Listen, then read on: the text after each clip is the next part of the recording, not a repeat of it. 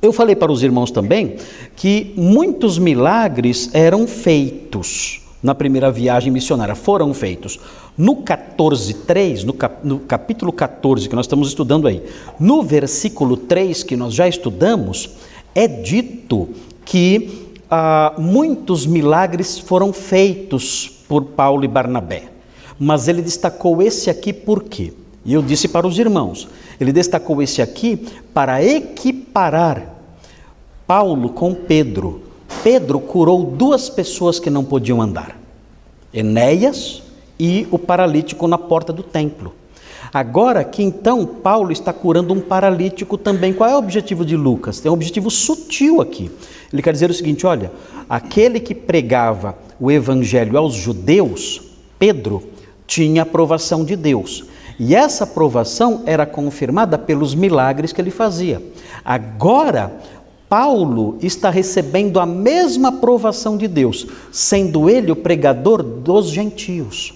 Então, Deus aprova a pregação aos gentios no mesmo nível em que ele aprova a pregação aos judeus.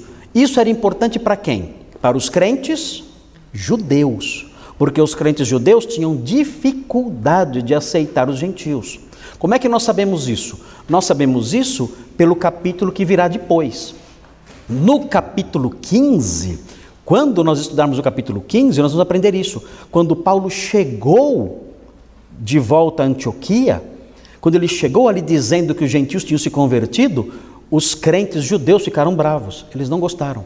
Disseram, olha, então eles têm que ser circuncidados. Eles têm que ser circuncidados, eles têm que guardar a lei de Moisés.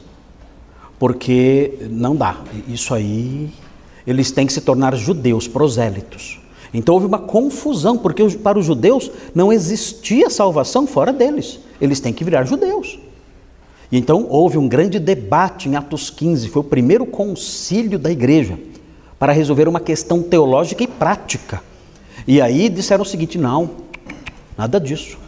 Deus aprovou a pregação aos judeus e aprovou a pregação aos gentios. Então essas ideias não podem passar. E aí então rejeitaram a judaização dos crentes, rejeitaram isso. Para nós isso hoje é normal, mas na época foi um grande debate. Então Lucas aqui está dando sinais, está dando evidências, mostrando, olha, Deus aprovou o trabalho de Pedro entre os judeus e aprovou o trabalho de Paulo entre os gentios do mesmo jeito, da mesma forma, não há diferença entre os dois. Então muito importante isso aí, aprender isso, para que não haja distinções raciais dentro da igreja. Não existe na igreja uma raça melhor que a outra, isso não existe. E isso fica claro, Lucas deixa isso claro nesses sinais que ele aponta e depois no capítulo 15.